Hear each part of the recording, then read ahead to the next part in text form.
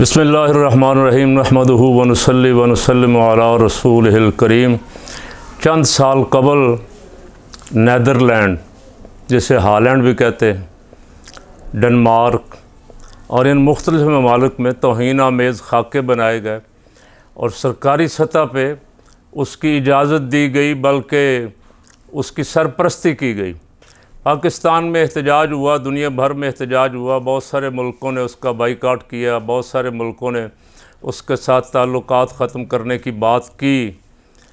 مسلمانوں نے جہاں جہاں بھی تھے اپنے اپنے جذبات کا اظہار کیا، اور آپ کو یاد ہے عمران خان نے اقوام متحدہ میں کھڑے ہو کے کہا کہ آپ نہیں جانتے ہو کہ ہمیں رسول اللہ صلی اللہ علیہ وسلم سے کتنی محبت ہے، ہم سارا کچھ برداشت کرتے ہیں، یہ چیز برداشت نہیں کرتے۔ دنیا کو اس کے بارے میں قوانین بنانے چاہیے اور عالمی سطح پہ اس کی مذمت کرنی چاہیے، اسے روکنا چاہیے۔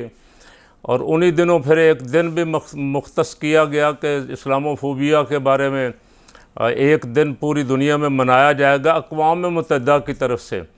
یہ سارے معاملات ہوئے، لیکن ان ملکوں میں چونکہ وہ آزادی اظہار رائے کا ڈرامہ کرتے ہیں، وہ کہتے ہیں جی ہمارے ملکوں میں آزادی اظہار رائے، جو جس کا جی چاہے کہے، کسی پیغمبر کے بارے میں کہے، کسی ولی کے بارے میں کہے، کسی صحابی کے بارے میں کہے، جبکہ مسلمان جو ہیں وہ کسی صورت اس آزادی اظہار رائے کو تسلیم نہیں کرتا، جس میں اللہ کے پیغمبروں کی، نبیوں کی توہین کی جائے، قرآن پاک کی بے حرمتی کی جائے، وہ چیزیں جو احترام والی ہیں ان کی بے حرمتی کی جائے۔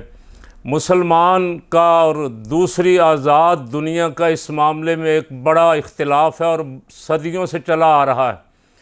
یہاں آپ کو یاد ہوگا سلمان رشدی نے رسول پاک صلی اللہ علیہ وسلم کی توہین کی ایک کتاب لکھی، اس میں بکواسات کی، اور اس کے خلاف بھی مسلمانوں نے پوری دنیا میں احتجاج کیا۔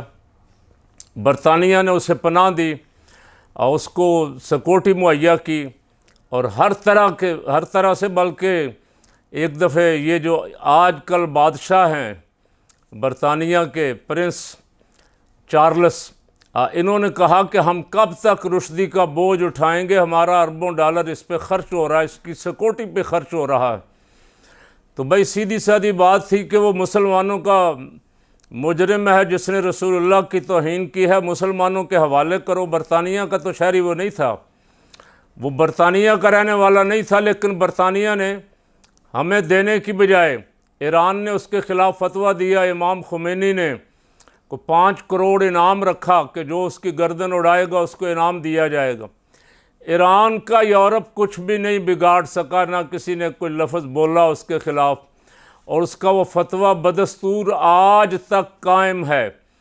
اب یہاں یہ ہوا کہ خالد لطیف نامی کرکٹر ہے کوئی، چند سال پہلے جب اس خبیث نے توہین آمیز خاکے بنائے ہالینڈ میں، نیدرلینڈ میں، تو اس نے جوش عقیدت میں کہا، اس خالد لطیف کرکٹر نے، کہ اس کو جو اس کا سر اڑائے گا اس گستاخ رسول کا، میں اس کو 21,000 یورو یا 21,000 ڈالر انعام دوں گا۔ اس کے خلاف نیدرلینڈ کی ایک عدالت میں کیس درج کیا گیا اور وہ چلتا رہا۔ اب آ کے عدالت نے اس کو 12 سال کی قید سنائی ہے اور پاکستان سے کہا ہے کہ پاکستان اسے ہمارے حوالے کرے۔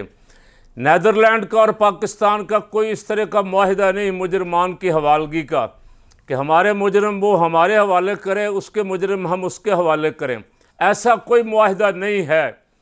اب اس کا یہ مطالبہ ظاہر ہے کسی صورت بھی مانا نہیں جائے گا، مانا نہیں جانا چاہیے۔ ہمارے جو ذمہ دار ہیں، جو طاقتور حلقے ہیں، جو مقتدر لوگ ہیں، ان کو چاہیے کہ وہ 2 ٹوک جواب دیں۔ اگر یہ کہتے ہو کہ بندہ ہمارے حوالے کرو، تو پہلے ہمارے بندے تو ہمارے حوالے کرو نا۔ 1 2 4 نہیں، کئی گستاخ چھپے ہوئے ہیں برطانیہ میں جا کے، جو رسول پاک صلی اللہ علیہ وسلم کی گستاخی اور بے ادبی کرتے ہیں۔ کبھی جرمنی میں پناہ لیتے ہیں، کبھی فرانس میں پناہ لیتے ہیں، کبھی برطانیہ میں، کبھی امریکہ میں۔ تو یورپ، امریکہ اور برطانیہ وہ ہمارے مجرم ہمارے حوالے کرے، تو پھر ہم سے کوئی مطالبہ بنتا بھی ہے۔ لیکن یہ جس بندے کا مطالبہ ہو رہا ہے، یہ تو ایسا ہر فیل کرنے والا ایسا شخص جو رسول اللہ صلی اللہ علیہ وسلم کی عزت اور ناموس پہ پہرا دینے والا ہو، وہ ہمارا ہے، تمہارا تو ہے ہی نہیں۔ جب ہمارا ہے تو اس کے ساتھ سلوک کیا کرنا ہے وہ ہم جانیں، ہمارا کام جانیں۔ آپ کس طرح مطالبہ کر رہے ہیں؟ ساری امت مسلمہ آپ سے عافیہ صدیقی کو حوالے کرنے کا مطالبہ کر رہی ہے، آپ نے آج تک وہ مطالبہ تو نہیں مانا۔ ایک خاتون ہے جس کے خلاف من گھڑت مقدمہ قائم کر کے اسے اتنی زیادہ سزا دے دی گئی کہ عمر قید کی بھی کئی عمر قیدیں مل جائیں تو تب بھی اتنی سزا نہیں بنتی۔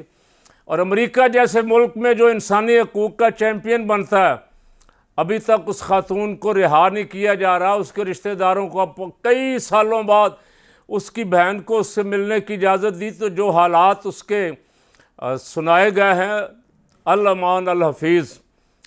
اس طرح یورپ کی جیلوں کی بھی بڑی مشہوری ہے کہ یورپ میں جیلیں بھی گھروں جیسی ہیں، لیکن اگر کوئی مسلمان بیچارہ قابو آ جائے تو اس کے ساتھ یہ بہیمانہ سلوک جو ہے یہ انسانی حقوق کا منہ چڑھا رہا ہے۔ اور اب آپ کا یہ کیس، اول تو کیس بنتا ہی نہیں تھا، دوسرا فریق عدالت میں بلایا نہیں گیا، یا پیش نہیں ہوا، یا اس کو سنا نہیں گیا۔ اور اگر آپ نے سننا ہے تو کسی مسلمان وکیل کو بلائیں اور اس مقدمے کو چلائیں دوبارہ سے، اور اسے دلائل دینے کا موقع دیں۔ آپ کو پتہ چل جائے کہ آپ بے شرمی، بے غیرتی اور بے حیائی کے کس اونچے درجے پہ فائز ہیں کہ آپ جن پیغمبروں کو مانتے ہیں ان پیغمبروں کی بھی قادیانی توہین کرتے ہیں، لیکن آپ کو شرم بھی نہیں آتی۔ آپ کہتے ہیں کہ ہم عیسیٰ علیہ السلام کے فالور ہیں، عیسیٰ علیہ السلام کے ماننے والے ہیں، موسیٰ علیہ السلام کے ماننے والے ہیں۔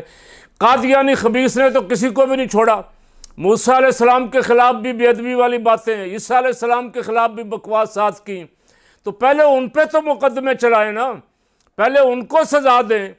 آپ اس شخص کو جو گستاخ رسول کے خلاف مطالبہ کر رہا ہے، اپنے جذبات کا اظہار کر رہا ہے، اس گستاخ رسول کے آزادی اظہار رائے کے حقوق ہیں، اور اس عاشق رسول کے آزادی اظہار رائے کے کوئی حقوق نہیں ہے۔ تو میں حکمرانوں سے مطالبہ کر رہا ہوں کہ کسی صورت بھی اس جوان کو نہ تو ان کے حوالے کیا جائے بلکہ دو ٹوک جواب دیا جائے، اور ان سے کہا جائے کہ رسول پاک صلی اللہ علیہ وسلم اور دیگر انبیاء کی گستاخی والا سلسلہ قانونی طور پہ اپنے اپنے ملکوں میں بند کرو، اس سے دنیا میں فساد پھیل رہا ہے، اس سے امن غارت ہو رہا ہے دنیا کا۔ جس امن کے لیے اقوام متحدہ کہتا ہے کہ ہم اربوں ڈالر خرچ کرتے ہیں، اس امن کا بیڑا غرق کر رہے ہیں آپ خود، ایسے لوگوں کو ہوا دے کے، ایسے لوگوں کی پشت پناہی کر کے۔